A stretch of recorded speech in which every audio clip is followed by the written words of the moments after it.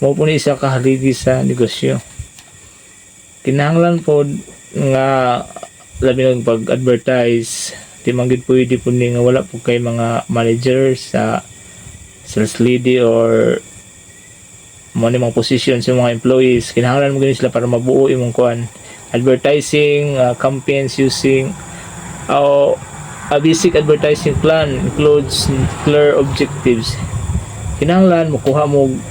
or walay kaya dinyo kaya ang sikat nga kuan, pwede mo makuha mo kanang mas clear ninyo nga pag-advertise sa mga customers ninyo ba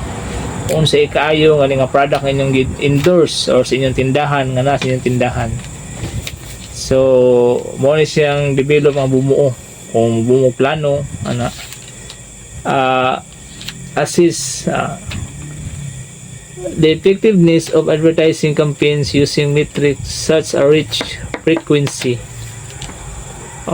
ROI, and audience engagement. Assist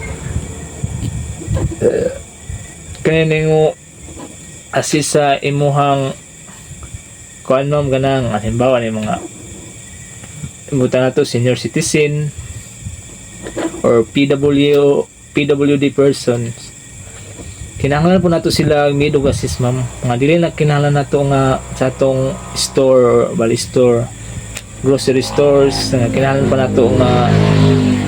lisod-lisod nato sila pagsud sa to kinahanglan nila assist nga pagtanaw nato nga muhatag punta sa ilang mga naay tao or employee nato nga mo-assist sila ha bisag isa ka po nga i-deliver lalim po dabi na ng mga senior lisod nagpangita sa ilang product nga gusto nila paliton or products nga mga needs nila silang balay nga gusto nila paliton nga naglisod sila tungod sa kay sila maingon nga ito ang ilang lihok ang limitado na lang ilang mata hanap mo nga nindot po ning isa po ning assist nga magkuhan sa imong business sa mga sales stock wala pag istorya no sila ha. So dito po sa apply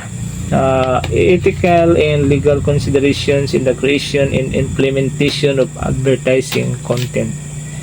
So kining apply ma'am nagit po na di po ni nga naman tayo gitawag nga diri sa kuan nga MTCRB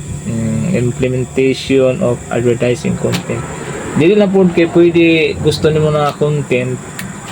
murag salaon pa na siya nga kung okay ba siya nga ikuan ba siya sa worldwide no ipakita ba siya sa TV ipadungog ba siya sa radio station social media platform kinahanglan makita ni siya nga kinahanglan po na nga naipagtugot na siya ma'am kay wala mo na siya gitawag na tong implementation